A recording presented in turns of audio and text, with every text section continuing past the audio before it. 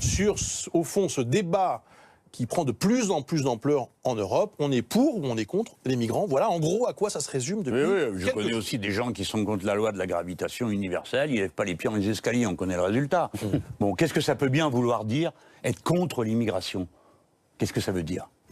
Qu'on me dise, moi j'aimerais une discussion rationnelle sur le thème de l'immigration, mais je commence par l'Allemagne. En Allemagne, n'importe quoi a été fait. C'est-à-dire que quand des milliers de gens, des dizaines de milliers de gens sont arrivés, Madame Merkel, sans rien demander à personne, tout d'un coup a dit « si j'en prends 800 000 », mettant tous les autres au pied du mur d'une politique irresponsable, qui correspondait aux intérêts du gouvernement de droite allemand. Pourquoi ?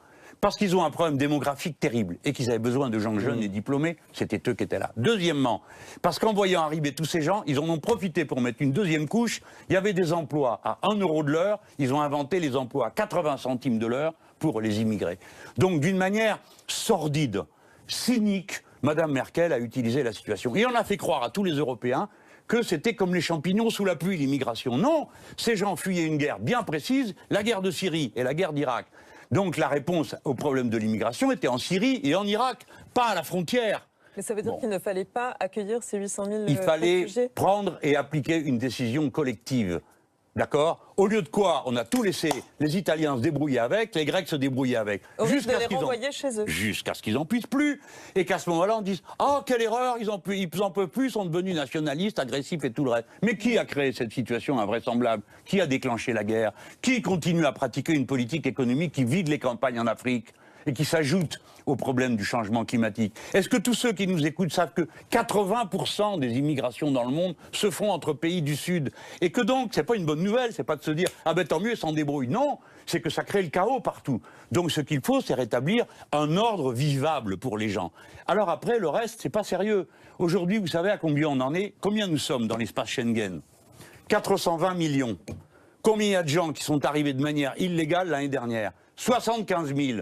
Alors c'est une invasion quand 75 000 personnes arrivent dans un ensemble de 420 millions. C'est pas sérieux. Et vous en faites quoi de ces 75 000, vous? Ah ben voilà, bonne question. J'en fais quoi? Mais qu'est-ce que je ne peux pas en faire? Ça, je le sais. Je ne peux pas les rejeter à la mer. Je suis obligé, quand ils arrivent, je ne peux pas faire autrement que de dire, bah voyons, qui êtes-vous, comment vous appelez, etc., etc. Mais on ne fait pas ça dans des camps ignobles, en gardant les gens sous clé avec leurs gosses, comme on vient de le décider en France. Je vous rappelle que M. Macron, qui fait le kéké aujourd'hui sur ces questions, M. Salvini l'a approuvé quand il a fait la loi immigration, asile, immigration, d'accord? Et la France, qui jette des larmes de crocodile grosses comme ça quand M. Trump dit on va séparer les enfants de leurs parents, se sèche vite les yeux, parce que chez nous, on va garder les mômes 95 jours en prison. Alors, qui est-ce qui est d'accord avec ça? Vous n'avez pas un ancêtre, vous, qui a pris la mer? Hein? Bon, alors, sur donc, ce dans sujet ces très conditions... précisément, vous êtes régulièrement, vous le savez, attaqué. Oui, j'aimerais qu'on écoute de manière ensemble. très contradictoire. Ça dure les gauchistes disent juste... que je suis un droitier affreux, Écoutez et les bien. droitiers que je suis un laxiste. Alors, Écoutez bon, bien, ça dure 10 secondes. Benjamin Griveaux, votre ami, porte-parole du gouvernement, ce c'est matin. pas mon ami du tout. Écoutez M. bien. Griveaux est d'une vulgarité totale. Et j'ai peur que Jean-Luc Mélenchon, qui se dit internationaliste, soit au fond un nationaliste de première catégorie. Un nationaliste de première catégorie.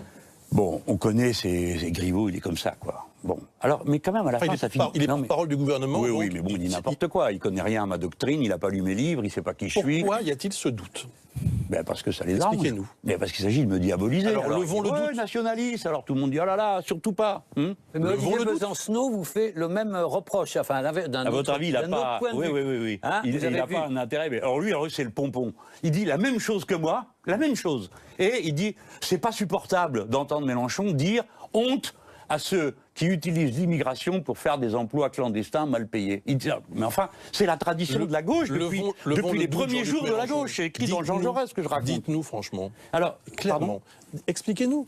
Ben, c'est ce que j'essaye de faire, là, si vous voulez. Je ne suis pas obligé non plus de répondre à toutes les attaques. Mais vous contre êtes moi, aussi parce pour que- les frontières. Oui, mais à la c'est fin, aussi pour oui, ça mais que je crois que les Benjamin Français Griveaux parle de comprennent nationalisme.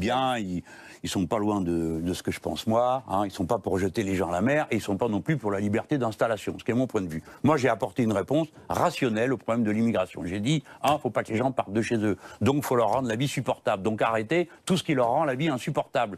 Alors, par exemple, puisqu'on va avoir une élection européenne, arrêtez les programmes, les partenariats économiques avec l'Afrique où on leur demande de lever les droits de douane, donc il n'y a plus d'argent dans les caisses de l'État. Arrêtez d'acheter leurs poissons, j'allais dire sur pied, dans la mer, parce que vous savez, l'Europe paye des droits pour ramasser tous les poissons qu'il y a là, il n'y en a plus pour la pêche côtière. Et pendant que les mêmes vous font les leçons de morale, ils continuent à vider les campagnes et les côtes des pays qui essayent de se tirer d'affaire. Donc moi, je ne marche pas dans cette hypocrisie. Je dis, je veux que ça s'arrête. Voilà, ça s'arrête.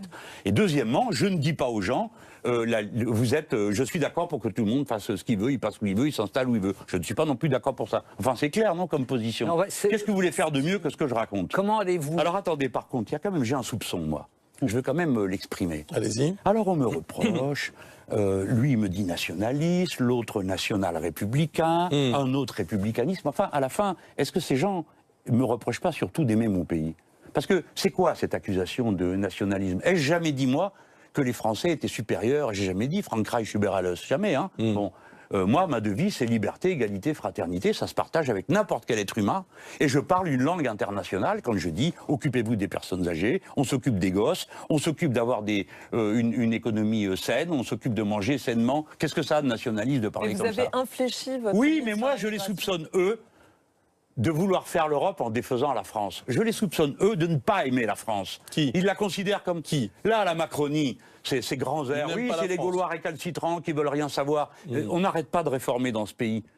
Et on fait en plus, on va se faire mépriser par le chef de l'État et sa bande, là. Le gars qui vient me traiter de nationaliste. Oui, j'aime ma patrie. Oui, j'ai ramené le drapeau bleu-blanc-rouge dans les manifs de gauche. Oui, j'ai ramené la Marseillaise. Oui, j'en suis fier. Mais pour autant, je suis un internationaliste. Et je crois que le message français, il s'adresse à la terre entière. Liberté, égalité, fraternité, ça se dit dans toutes les langues. La Marseillaise, ça se chante dans toutes les langues comme un chant révolutionnaire. Bon sang, les Français, vous pouvez être au moins fiers de ça, quoi.